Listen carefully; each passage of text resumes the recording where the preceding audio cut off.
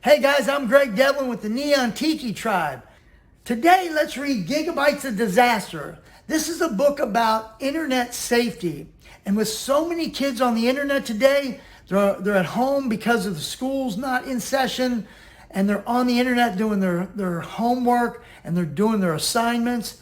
They're also on their tablets, and they're on their iPhones playing games.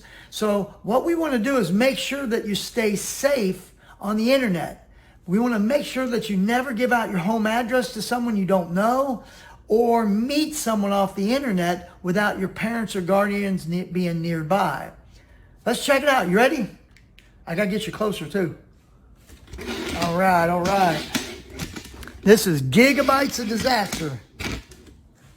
Gigabytes of Disaster. Check it out. First, let's look at the cover here. We got Ben, Sniff, and Greg. And then Mo the Great. Looks like they're looking at his computer monitor and something's scaring them there. And look who's on the other side of it there. Brackus, the leader of the Tiki Tribe. Check out the skull on the top of his computer there. Gigabytes of Disaster.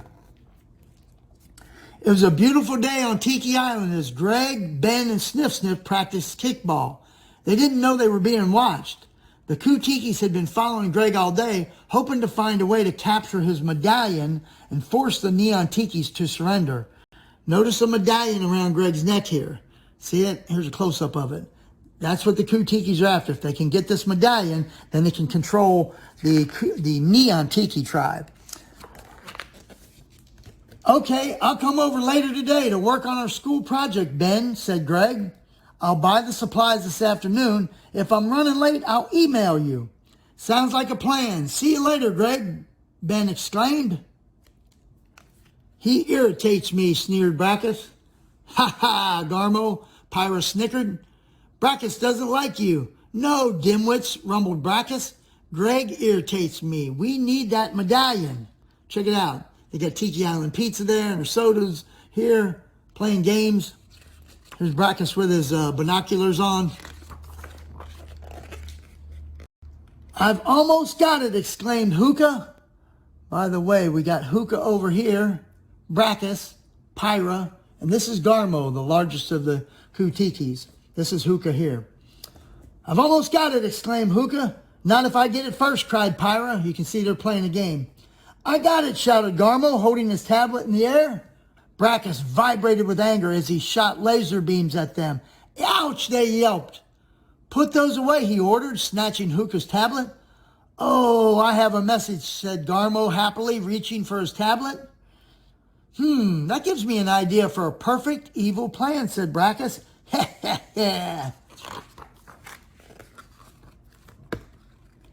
What's the plan, asked Hookah. The internet, declared Brackus, shaking Garmo's tablet. What about it? Moaned Pyra. We'll trick Tiki Island citizens through the internet with viruses, worms, and email bombs. Cackled Brackus. We'll take control of Tiki Island one family at a time. It will be cyber chaos. After lunch, Ben waited by the window for Greg. Dad, did Greg call? Ben asked. No, I don't think so. Maybe he'll call later, suggested Ben's mom. Something must have happened, said Ben. I'll check my email. You see he's got all of his emails up here. The Tiki settled around Pyra's laptop while Brackus got more comfortable. We'll pretend to be a sweepstakes company, Brackus plotted, pacing back and forth. Send Greg's friend an email worm. Ben clicked his inbox. He had one new message. It read, "You've won," in the subject line. He clicked on the message, opening the email. It said, "You've won $1 million. Reply to this email, tell us where you live so we can deliver the check." Would you give them your address? Just think about it. Probably not. Right.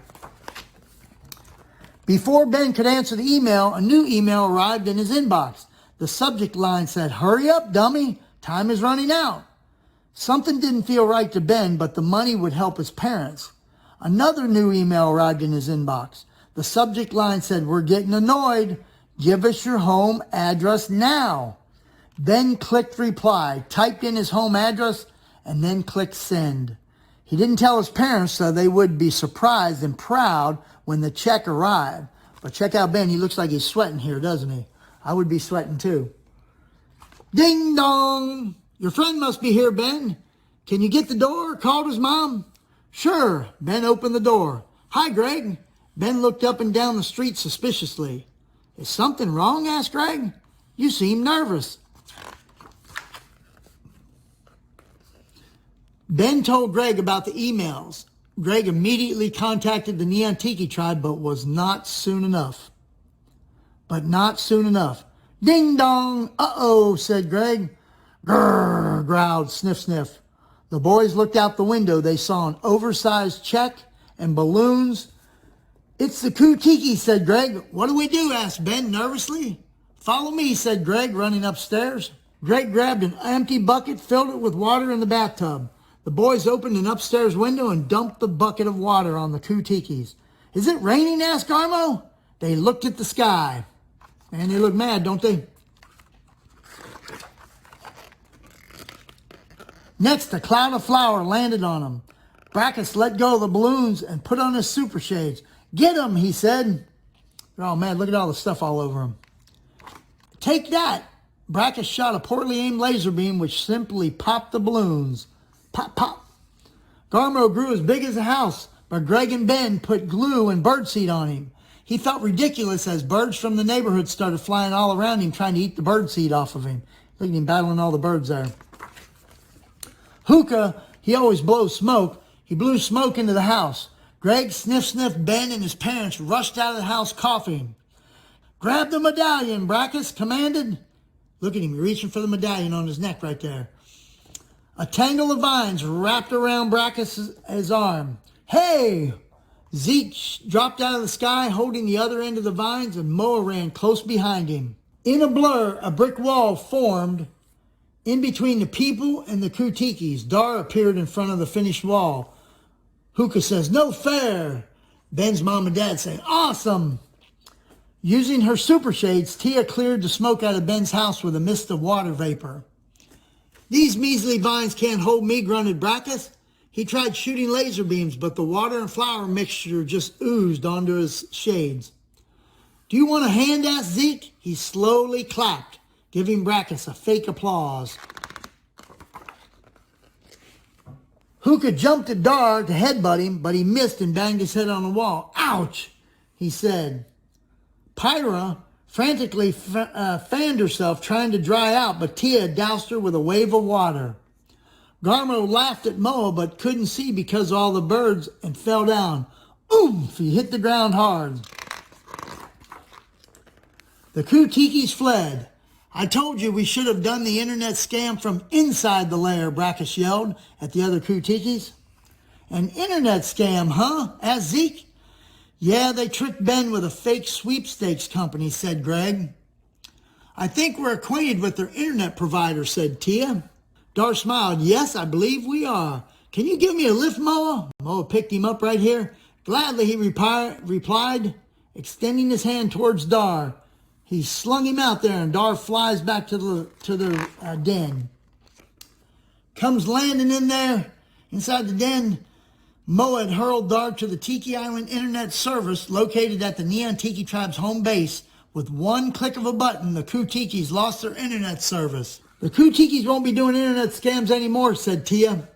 They're banned from the internet forever, Moa said, laughing. Ruff, said Sniff Sniff. I'm sorry I caused this trouble, said Ben. I shouldn't have given out my personal information on the internet. Ben's mom and dad hugged him. It's okay, son. Everyone makes mistakes. We're just glad that you're safe. You can see him hugging him down here. Glad they didn't lose him. They misled you, said Greg, but as a rule, you should never meet strangers from the internet without your parents' permission and without them being present. I won't ever again, said Ben, and next time I'll tell my parents what's happening. Before the Tikis and Greg went home, Ben rescheduled with Greg to work on their school project tomorrow. When the Ku-Tikis arrived at the lair, none of their internet-ready devices worked. Doesn't the Neon Tiki tribe run the only internet server on the island? Asked Pyra, fiddling with the cables behind the TV. Yes, roared Kunatos. Now I've lost my lives on Super Tiki Crush. Get out! Man, he's mad, isn't he? That was the end of this book. And we got our Tiki Island reporter named Aiden. It says, this is Aiden, your Tiki Island on-the-spot reporter. I'm here with Ben and the Tikis to find out how they stopped the Tiki's internet scam. Tell me, guys, how did you do it? The Tikis did it by being thoughtful, intelligent, kind individuals, said Ben. Ben learned that he should never give his personal information to strangers on the internet. He will never meet people from the internet face-to-face again without an adult family member to ensure his safety. Well, there you have it, folks. The Neon Tikis handled internet safety the Tiki way, and Ben learned how to be safe on the internet. You can too. That is the end of Gigabytes of Disaster. This is only one of the books in our series. Like I said, you can get all these books at neontikitribe.com.